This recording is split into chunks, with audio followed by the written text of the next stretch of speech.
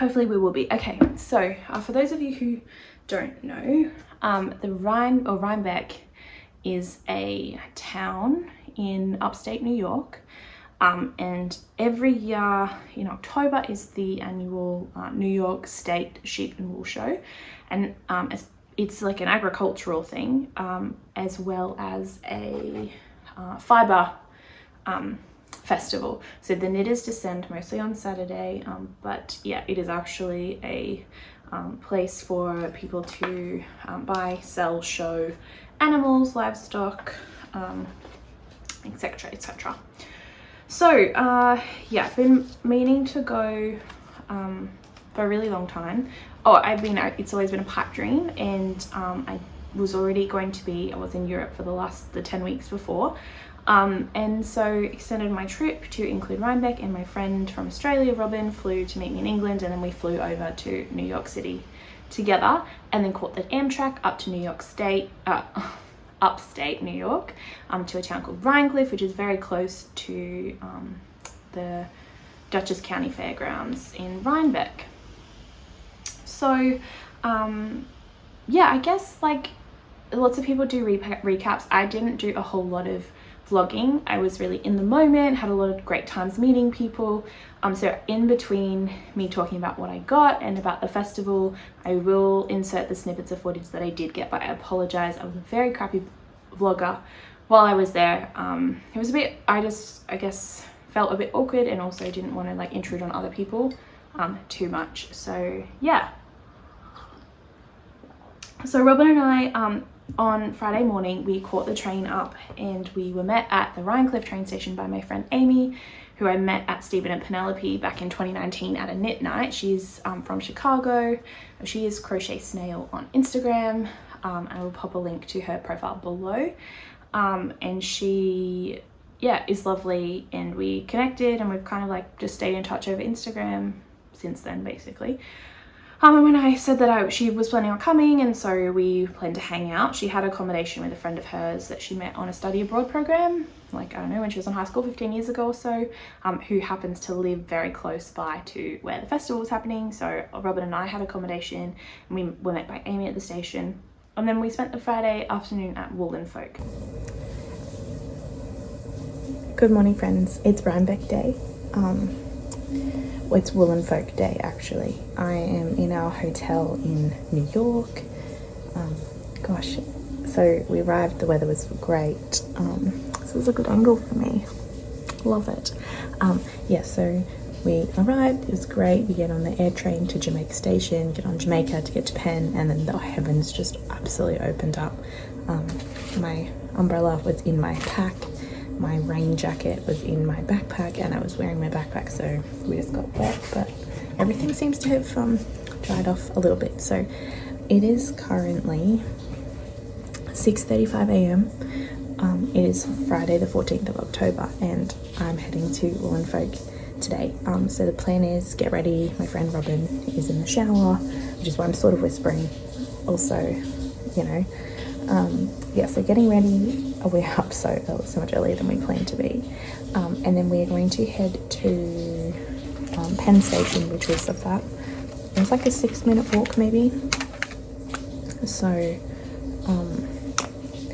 yeah, 6-minute walk from where we're staying at a place called the Doxy Hotel, which is very budget, but oh my gosh, I forgot to put on screen on. Dang it. That's annoying. This is what you do. You try to be quiet and vlog and just laugh. So sunscreen first, friends. Yeah, so plan is we will get to Rhinecliff Station at lunchtime-ish. Woolen Folk starts at 12.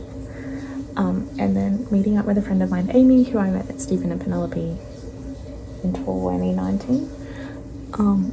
And yeah, so we are picking up a hire car, and then we will head straight to the Woolen Folk, like the Puxton Brickyards, I think is what it's called.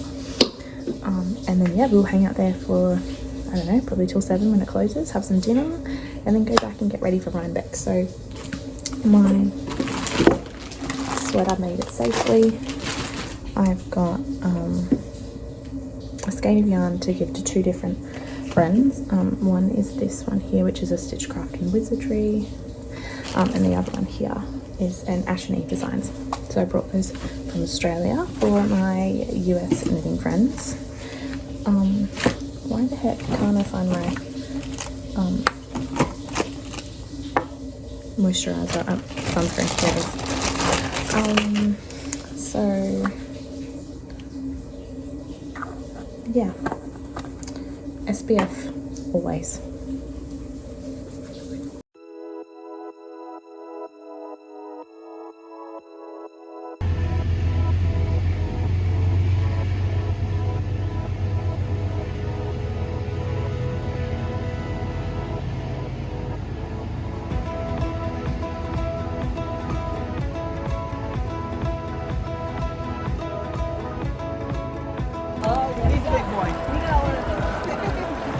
Okay, you're gonna need your snail.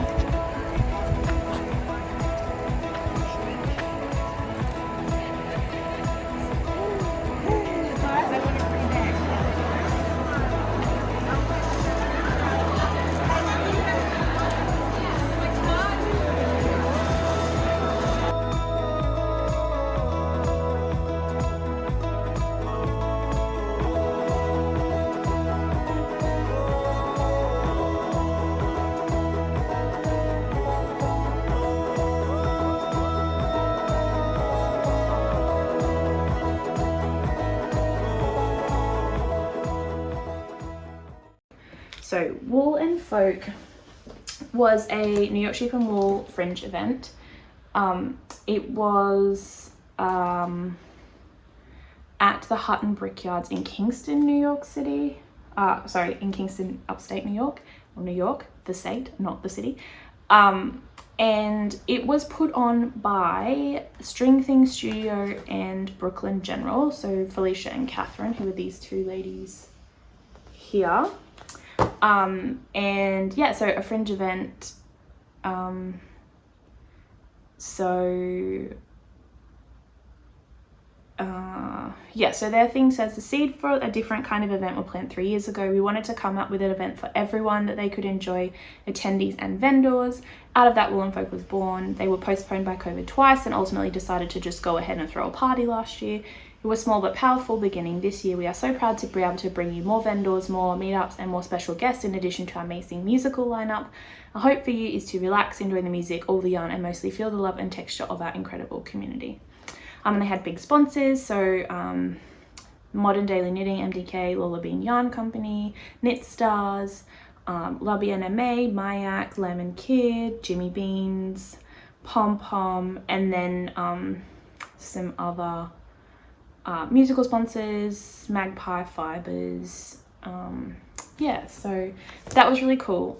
So we went to that on the Friday, and I thought, to be honest, that I would do most of my shopping there, mostly because it was an opportunity to buy from indie dyers that I had been following on Instagram for a really long time, since I first discovered about Rhinebeck in 2016, the year I started knitting, or knitting proper. And so I really enjoyed that experience. It was quite full on. We got there, got a wristband, and like there were raffles and tickets and stuff, so that was cool. And yeah, basically it was after lunch when we got there, so Robin and I we cut a lap, which is our typical when we're at a fair or a yarn show. We cut a lap together or separately, but see what's out there and then go back and actually do our purchasing. So there were lots of different vendors, and the first one, so I had 2 that I wanted to go to, absolutely must do's, and that was Junk Yarn. I've been following Kemper since 2016 and I love her yarn, and I've never bought it because of US shipping and whatnot. And then the other one was Botanical Yarn, who I'd actually done a Rhinebeck pre-order with, and she's a dyer from England, from Yorkshire, and she had come over to vend at the Wool and Folk event, so that was really lovely. But the first lap around I went to the String Things booth, and they were promoting Sonder yarn. Now Sonda yarn is dyed by Melissa and another woman. Melissa was one half of the previous Espace Tricot owners.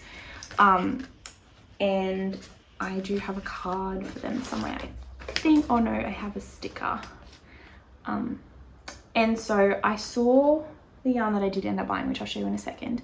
I saw the pressed flower shawl, which was on my list. So what I had done is a list of projects that I wanted to buy yarn for specifically that are on they're not in my Ravelry queue, but they were ones that I wanted to make. So I was trying to be really intentional. The Australian US dollar the conversion was really crap. Same with the pound. So everything like was $34 was actually about 50 something. So what I actually discovered later, thankfully past me, bought some US dollars back in April, and the exchange rate was more like 74 cents to the dollar. So almost 15 cents more than what it was at the time that I was there, thank goodness, because I did buy quite a bit of yarn. But like I said, everything's intentional, and I'd saved a lot for this trip. So I recognize my immense privilege in A, being able to get there, and then procuring yarn while I was there. Please know that this is not a typical thing for me, but either way, you know, I can do what I want with my funds. Okay, so the Sonda yarn colors are so beautiful, and that's the thing I realized while I was there. We're talking really podcasty now, not so much a review, was that my tastes changed. Usually, like if we look here, there's lots of like speckles and bright colors or moody colors, but lots of speckles and tonals. And then I think now my tastes have developed a little bit more, and I'm into like more solid colors, or tonals still, but less like speckly kind of yarns, with a few exceptions. So anyway, the thing that I've discovered about Sonda yarn is they do beautiful, beautiful colors, and very vibrant colors, and I did notice that a lot. We have some really talented Australian dyers who are doing very similar things, but I noticed this here. It's called Haze. It's 74% Suri alpaca, 26% silk. It's very similar, but I'd say softer than the La Bien-Aimée Kumo, if you've ever felt that. And I've decided that Suri alpaca, I need to put something over my tea because the little bits will get in there and that will annoy me. Suri alpaca is my preference over mohair, is what I've decided. So I saw these two pink ones, and I saw a pressed flowers shawl, and pressed flowers was the #1 project on my list. And so I saw these, and they had a shawl knit up. It was like a mustard color with white suri as the flowers. Oh, this is going everywhere. Excuse me. And so anyway, I saw this and I left it. I walked past it. I was like, no, you can't buy it on your first lap. And also it was rather expensive. I think it was like $34 per skein. So I was like, no, we're not buying this yet. Anyway, I cut 3 laps and I kept thinking about it. So because I kept thinking about it, I went back and I purchased it later. So that was a good test for me. So once I'd seen everything and I'd bought a few things from other people, I was thinking about it so much, I went back and bought more. I bought some for the first time. So that was really beautiful. I guess I won't talk you through all the vendors who were there. I did see a lot of them. I didn't buy from a lot. But the next ones that I purchased from and actually made a beeline for were botanical yarns. So botanical yarns are dyed by Sophie from Yorkshire. Like I said, I do have a cardi thing for her. Here we go. This is like some of her really lovely colorful inspiration. I would check that on Instagram. Check her out on Instagram, and I will link all these dyes vendors below. Just gonna make sure that we are recording because I'm a bit paranoid I'm talking to myself and we aren't. Okay, we're good. So this is the yarns that I bought there. This was the one that was on pre-order. I think it was the Rhinebeck exclusive 2022. Like I said, cool botanical yarns. It's 4 ply nylosh. It's a 4 ply, a nylon superwash merino blend. And yeah, this was their it's ethically sourced yarn, botanically inspired, hand dyed in Yorkshire, United Kingdom. So I had bought this one. So I went in, said hello to Sophie and picked that one up. Then I saw the mini table. There was lots of different minis. Originally I had some pink ones, but then I ended up choosing these ones here, which are mostly purple. I really liked this color. And so I have kind of got some ideas I have lots of minis at this point, so I kind of have some ideas about what I might do with that. And then the other one I bought was this one here, which is the same base before, and it's called Zinnia Blush. So they were my botanical yarn purchases.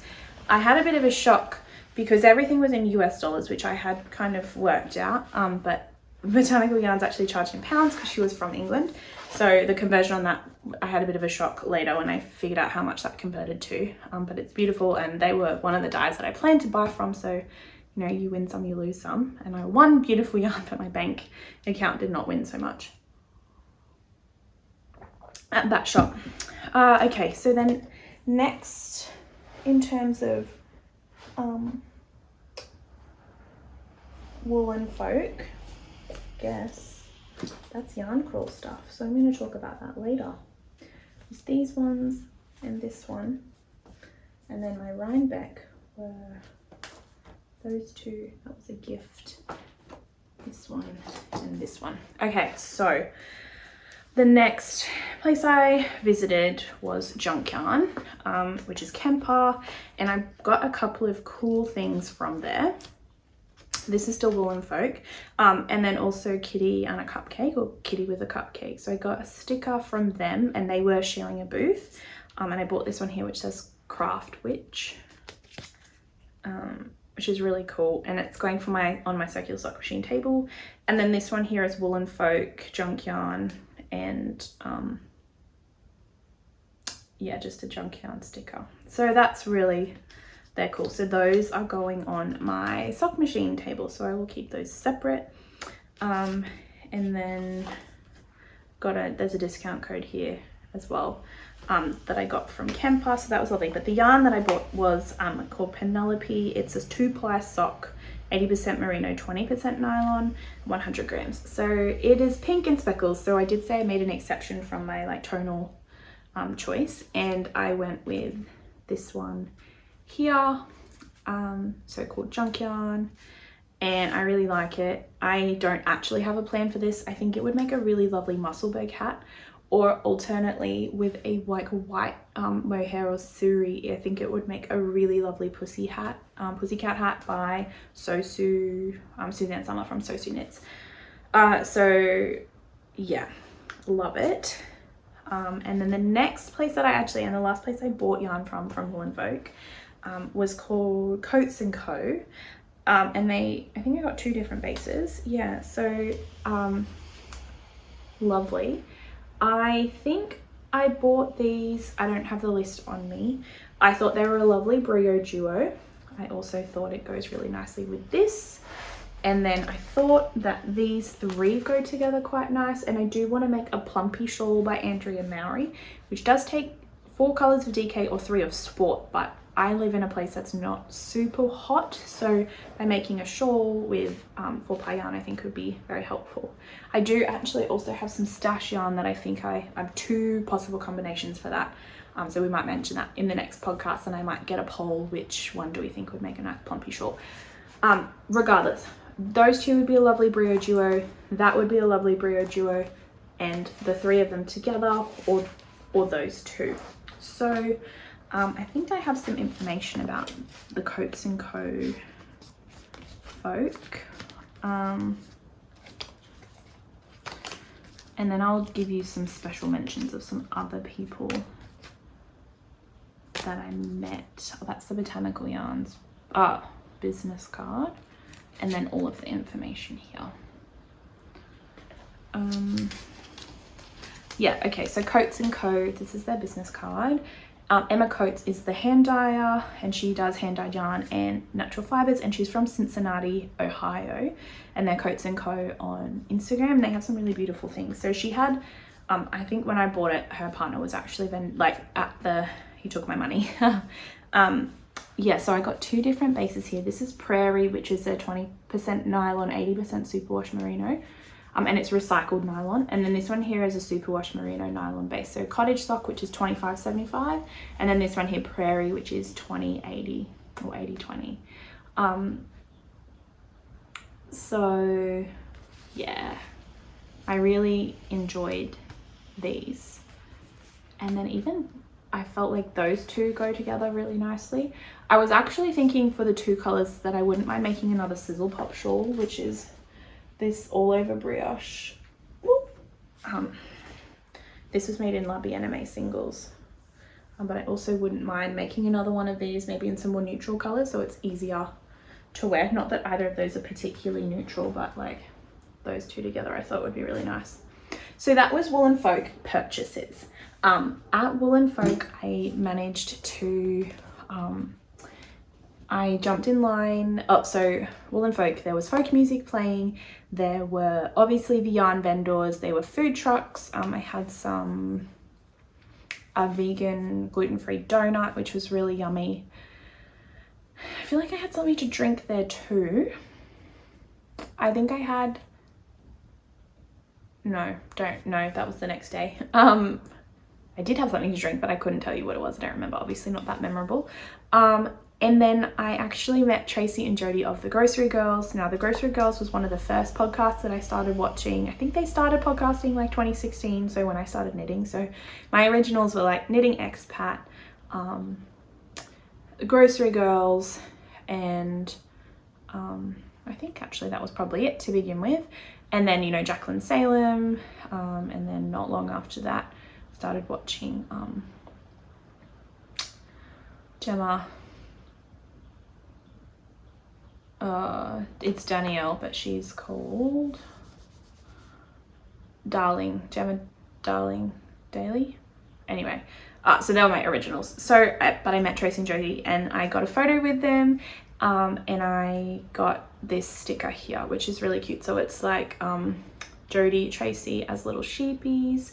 And I've bought stuff from them, like pins before. Sorry, I just scratched the microphone. I bought pins from them before. So that was really cool to meet them. We had a nice chat. They were like, oh, where are you from? I wasn't wearing anything. I wasn't wearing this top, but it was a similar color. And I was like, I'm not wearing any knitwear because I'm saving my Rhinebeck jacket, my jumper for tomorrow.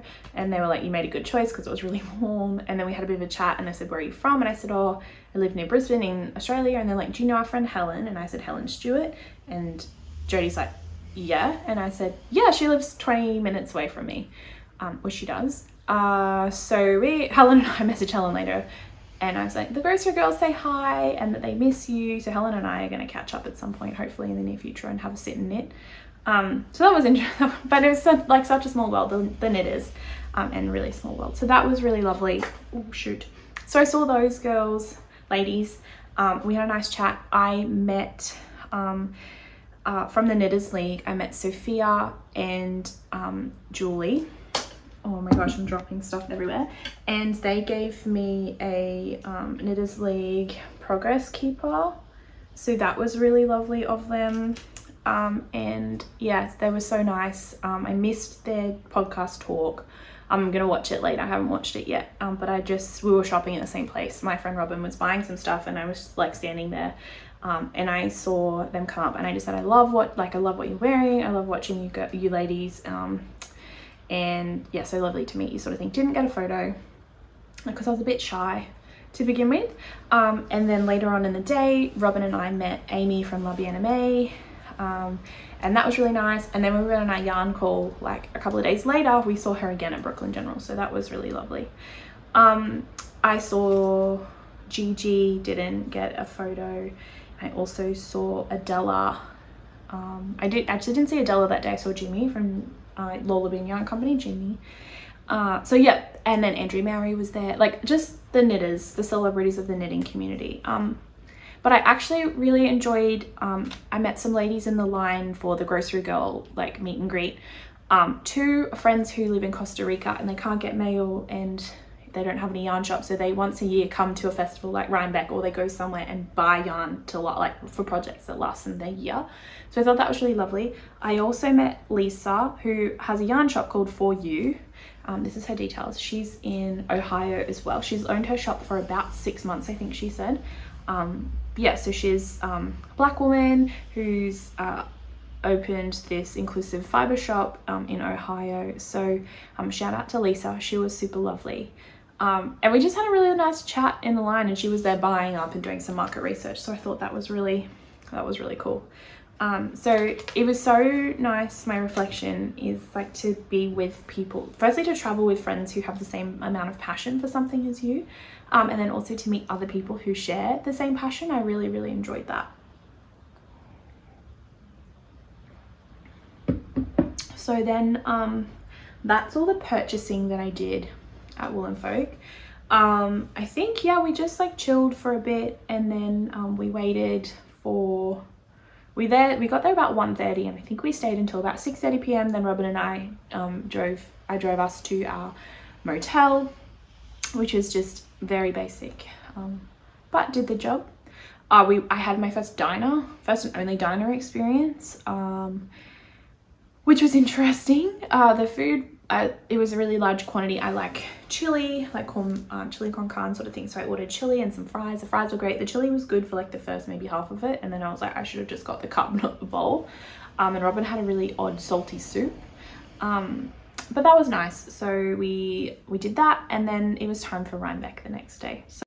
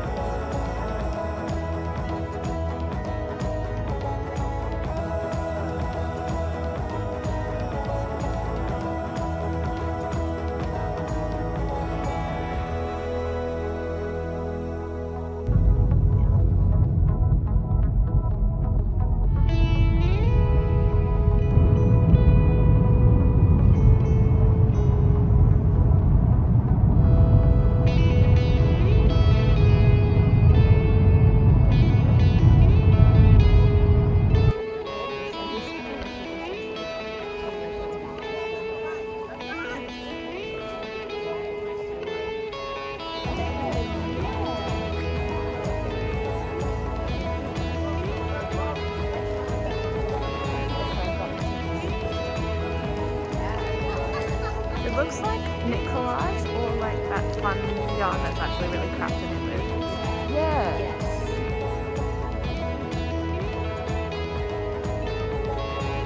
Yes. Pattern?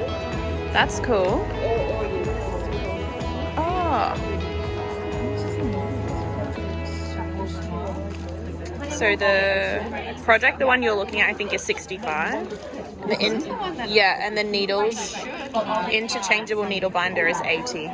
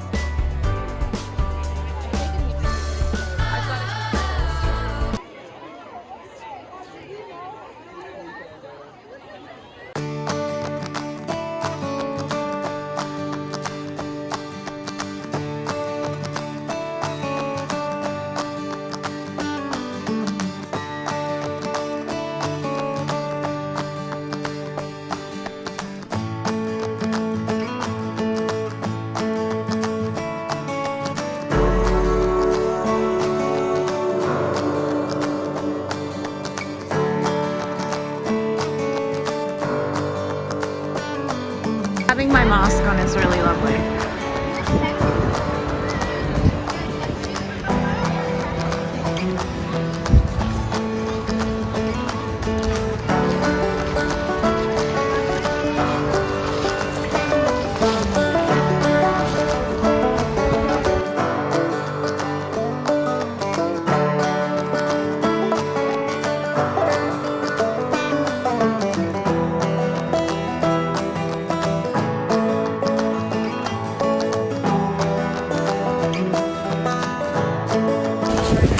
I'm at Rhinebeck and arrived. It has been really overwhelming but wonderful. I have I've bought one thing. I'm going to go back and get some yarn I think in a minute. But I just met Aquila on the hill. I'm hopefully catching up with reluctant knitter Adrienne. Aquila is a lefty knitter and her family, and yeah, it's beautiful. It's really overwhelming, but the weather has been fantastic. Like really, we can't complain.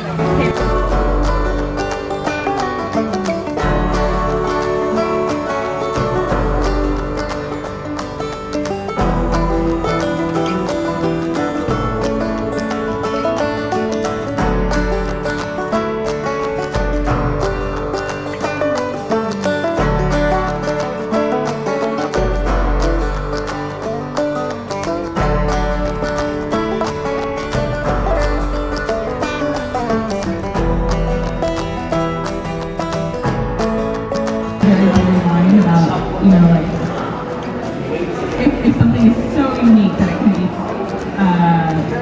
drawn back to like one specific person, and that person absolutely should have it covered.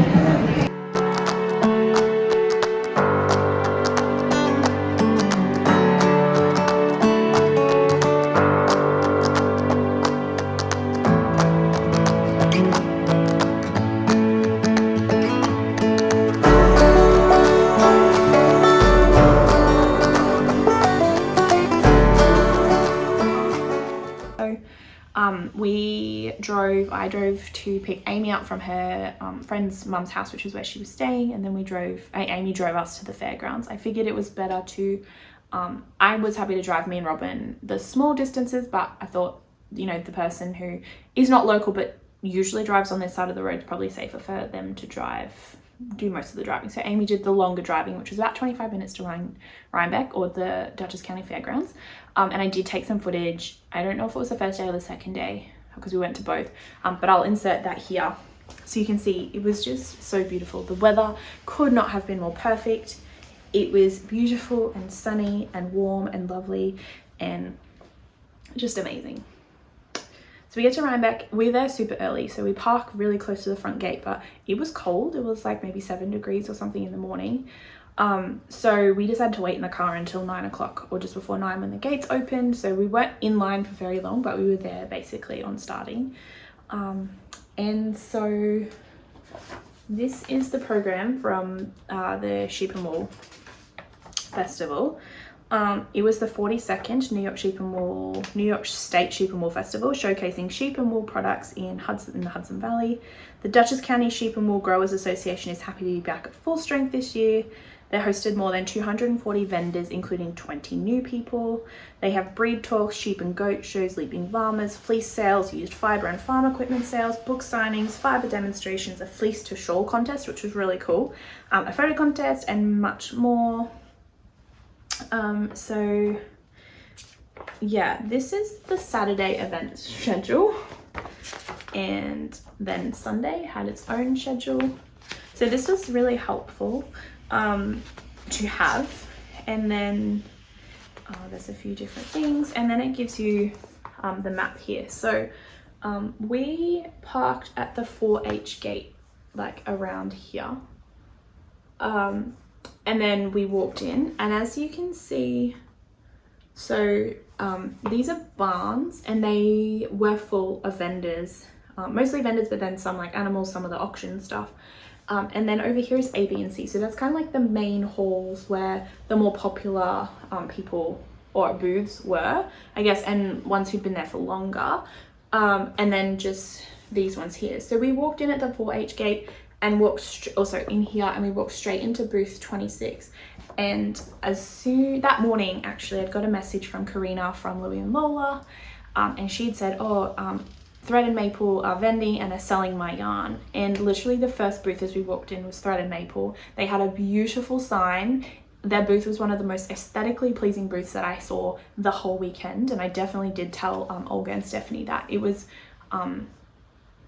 beautiful. So yeah, I didn't buy anything, but I walked in and I was like, oh my gosh, I have to get a photo with Olga for Karina, to be like, hey, we're here, sort of thing. And she was really busy. So I waited for a little bit and then they were just swamped, and this is like 9:05. Oh, actually before that we went and got a coffee, and I actually got a hot apple cider from the 4-H club, I guess. They had a little stall thing at that entrance, so that was cool. Robin and Amy got some coffee. I got a hot apple cider, which is so strange for us Australians because cider for us is alcoholic, but in America apple cider is like apple juice. But it was actually quite delicious, and it's in a coffee cup, so it was really odd. So we walked through barn 26, said hello to those ladies, and then we went into, I think we went straight to barn 31, which is kind of across the way. And I walk in and I see Wing and a Prayer Farm, and I've watched their like lambing, and before I got onto Sheepishly Me, who's a Canadian sheep farmer, so I've watched lambs be born, and it was so nice. And the dyeing process I haven't watched for a long while, so I don't actually remember the lady's name, but it was really lovely to see the naturally dyed yarns that have come from her sheep, from her flock, and I think she has alpacas as well. So that was really cool to see. And then the next booth was called Sawkill Farm, and they're actually local to the area, so they live in they're from Red Hook, which is like apparently 5 or 10 minutes down the road. I did buy yarn from them, but not until day 2. And so basically I did buy something in that barn on the first day, and this is the only thing I bought other than food on the first day, was this little sheep here. It was really cool. I don't have the name of the vendor on the top of my head. I may have a photo because I did take some footage, so I'll show you around. But they had little sheep which had removable coats, so it was like felted little coat, and you could, like, as if it had been shorn, you could take it off and pop it back on. But I thought this was really cute, and so it's gonna live either here on the craft shelf or probably actually next to me on my desk. It was $10, so like $15, and I kind of wish I bought another one and given it to my nephew. Not a colourful one, they did have plain ones, but it was really cool. The other thing that I saw in that booth, and I didn't buy it this day, but I went back and bought the next day, was they're called, I have a business card, but I feel like it's in my wallet. And I have heard about this brand before because they have done a Kickstarter for some cone winders, which is what I kind of need for my circular sock machine. Oh, sorry, back to Wool and Folk. The other thing I got from Botanical Yarn was this. I bought a pin from Junk Yarn and then this bag here from Botanical Yarn, which I actually didn't realize were for sale. Like, I thought it was kind of like if you spend enough money, you get it. It wasn't. It was £9 because she charged in pounds. So I was a bit of a shock when I saw that. But it's really cute, so I will definitely use it for something in the future. Okay, I don't remember the name of this vendor, but I will link below and his website. It is a yarn counter, which sounds weird, but, oh, here we go. Dreaming Robots is the company's brand, and I bought an electric eel wheel yarn counter. And basically what it does is you thread your yarn as you're winding off, and it counts, it's electric, and it counts your yardage for you. So for me, I think this will be really helpful with winding yarn for my sock machine, because people say I want 20 grams, and when you know the yardage, you can work that out. But at the moment, what I have to do is like wind it off the thing, off the skein, and then I weigh it, and then I have to rewind it to get off the right amount, and then I have to rewind the whole thing and put it onto a cone so it works through my machine. So I think this ended up being like 100 Australian dollars, but I think it was about 65 US. And so I don't have batteries in it yet because I've literally just unpacked it, but you can set it to yards and meters, and as you're cranking, you put it through, it knows based off like information that you put into it, how many yards, and you can keep track that way. So I'm going to give that a go with something, yarn that's not super important, that's like for me, to make sure that I know how to work it before I start using it with people's yarn that they send me. But I'm really excited to give that a go. And also I'm contemplating buying the cone winder, but at the same time, with the US dollar being what it is right now, it's not available to the end of next year, and I don't know how much cranking I'll be doing with my Etsy shop once I get a full-time job starting next year. So definitely keen about this, not so sure about the other stuff just yet. And then yeah, we went to lots of booths. So I'm just going to insert the footage that I do have here, and then I'll talk you through my purchases and something I was gifted, and I'll talk about the hill.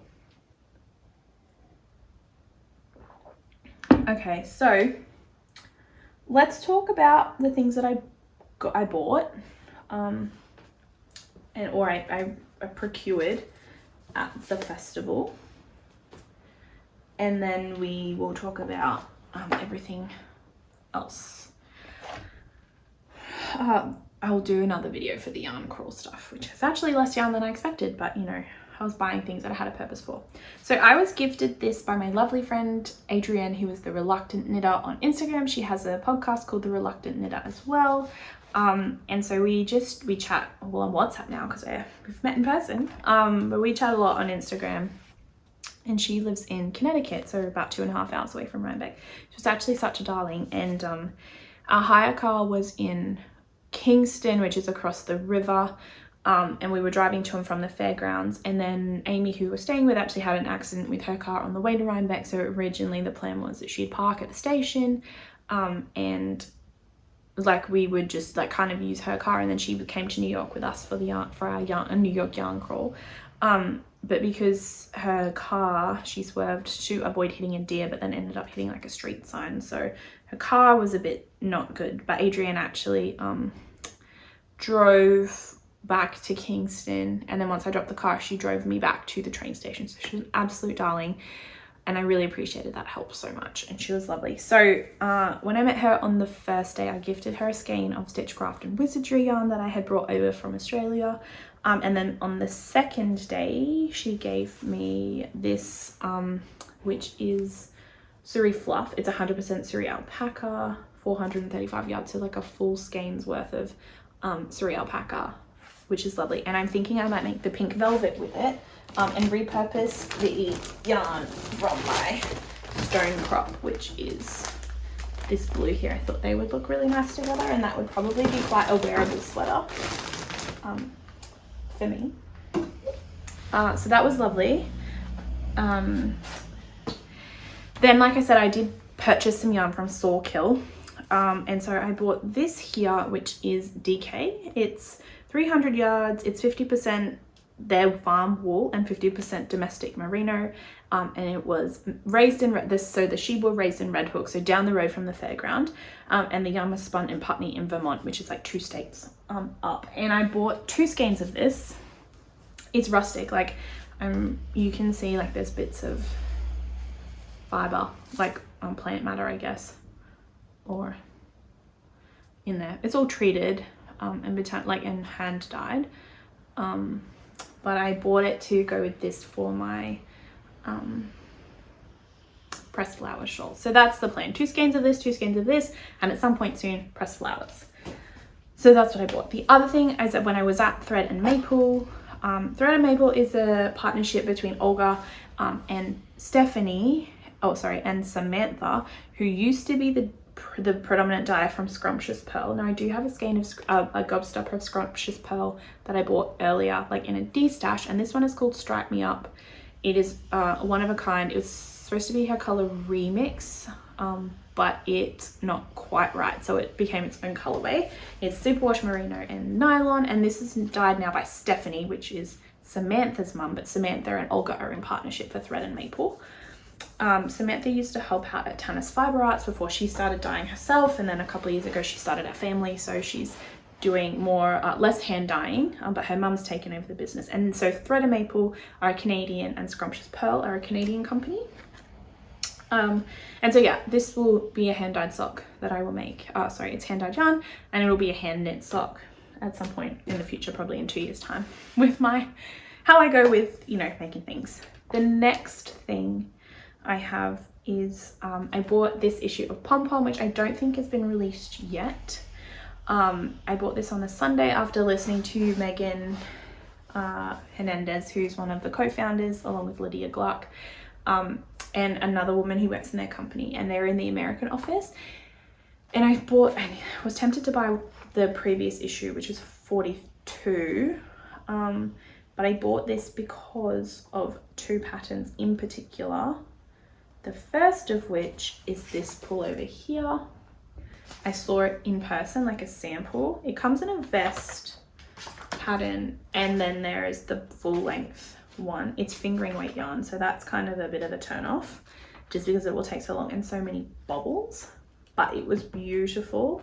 And then the other pattern that I saw that I really loved in here is this one, which has lots of horizontal stripes. It's called Hilma, and I saw this in person too at the pom pom booth at Wool and Folk, and then also again at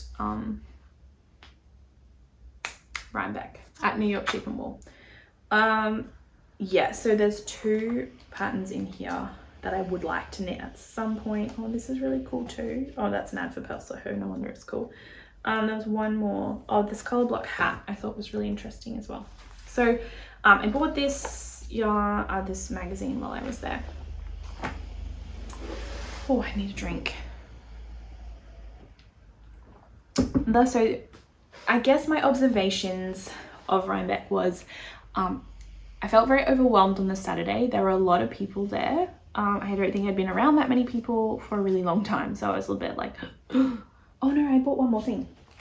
I bought a skein of Miss Babs. So Miss Babs is quite famous.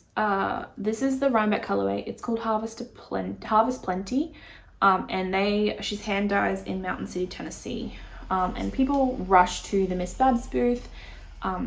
Anyway, I bought the Rhinebeck colorway because I didn't really have anything else in mind other than I needed like a jumper's quantity of fingering weight yarn for a pullover, but she didn't have any colors that matched what I was thinking about, so I was like not buying unless it was right. But on day 2 I did buy this Rhinebeck colorway because I thought it's really quite pretty. And it's Miss Babs, so this was from them as well, and I got it's a little like stitch marker thing too.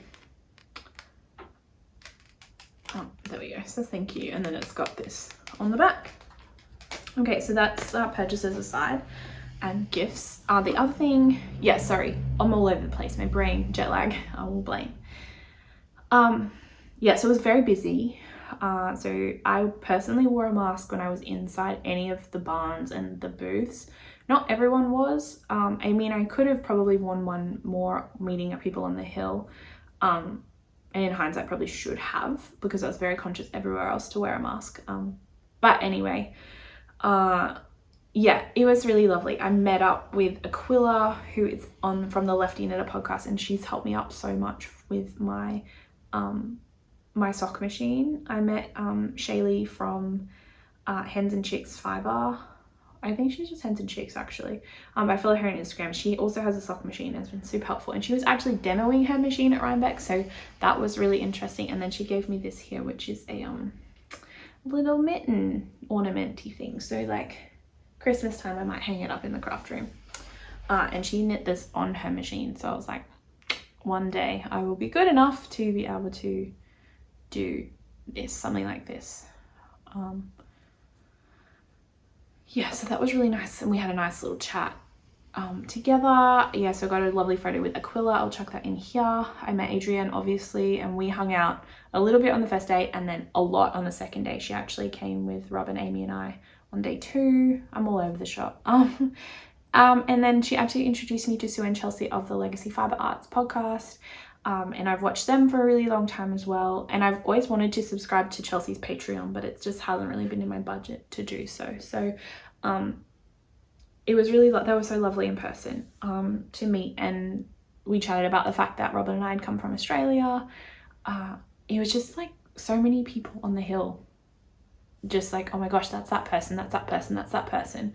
And I kind of weird, I was wondering later, I was like thinking, these people who are so famous in the knitting world but not like traditional celebrities. So I mean, when I was in New York, I was really conscious of, I'm not of seeing people, famous people, like they're living life, but I was like, you could literally run into a celebrity more so than I would where I live in Australia.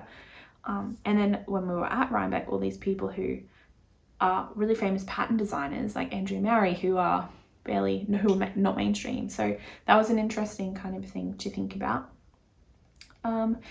And I met some friends of Adrienne, which was really lovely. I also met Nikki at Wool and Folk the day before, and then ran into her at Rhinebeck. Nikki is from Sydney. She is a nurse and she also worked part-time at Skein Sisters. So we met at Wool and Folk the first day, and I was just like looking around, and I hear this, "Hi Australia," and I was like, strange, and I looked around and I looked at her and I was like, "I don't know you. I think I should I?"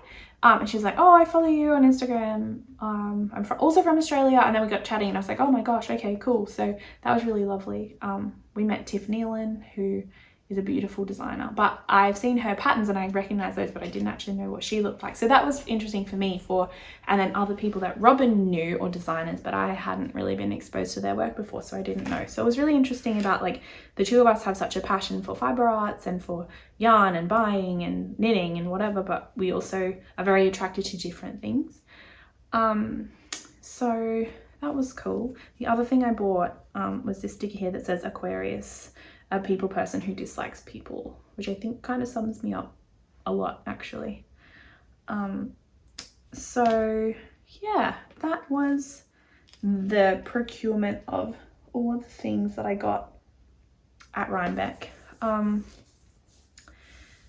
I had a really lovely weekend. It was really nice to be there. I mean, I don't think I'll go again, unless for some reason I happen to be in the States at that period of time. I know Ali from Fiberbound is probably going to be overseas next year. I saw Maddie and Kristen from We Share Needles and I got a photo with them. Maddie and I followed each other for a long while. I watched their podcast and I saw them and I was like, "You don't know who I am, but my friend Ali is friends with you," and I said, "Can we get a photo together so I can send it to her?" Which we did. And then we had a bit of a chat and they were really lovely too. Not that I didn't expect any of these people not to be, but it was nice, like when you meet people that you know of online. Also really weird when you know so much about their lives but they have no idea who you are. That's a really odd kind of feeling, but it was really nice to be in community with people. The thing I would say if you were going to Rhinebeck is the Sunday is much more relaxed and low-key. So like, I think we arrived at 5 minutes to 9 and then we're in line really quickly. We went back to the same place I got coffee this time, not the apple cider, and then I went to Thread and Maple. I did wait around and I got a photo with Olga to send for Karina, and then I went back and made the purchases at Miss Babs and Sawkill, and I think that was, and then the Scrumptious Pearl at the Thread and Maple booth. So that was nice because I kind of had already sussed out where everything was. And the pom-pom was the second day as well. Yeah, I feel like there were more people that I was hoping to meet up with that I didn't get to, and there were other like knitting celebrity people who were there, and I was like, oh, I was really just trying to be in the moment, which is why the footage is like lacking. And I think I was, and I really enjoyed the experience. But like I said, I don't think I would go to the States again just for this particular festival. My next goal is to get to Bendigo, which is in Bendigo. And tentatively, hopefully, I will be going next year with some of my knitting friends.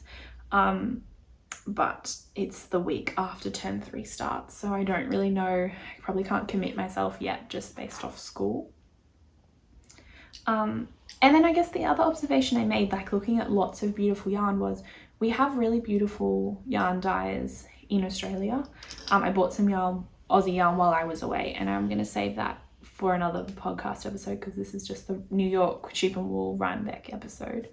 But yeah, I think I saw lots of beautiful things, but I just said to myself, like, so I'm here, so I bought things that I really wanted to, but other things that were like, oh, that's really nice. But I was like, you know what? I know that Mel from Three Cats Yarn dyes something really beautiful like that. I know that Karina does those really lovely tonals, which I saw at Rhinebeck from Louie and Lola. Or, you know, if I want those really bright, vibrant colors, I could go to Chloe from Woolen Works. Or, you know, I've got Skip Rope Yarn Co. in my stash. So it was really lovely to, I guess, have that thought process while I was over there. It was really lovely to meet all the lovely people that I did, and we had a really lovely, so many lovelies in that last minute and a half. I met some really nice women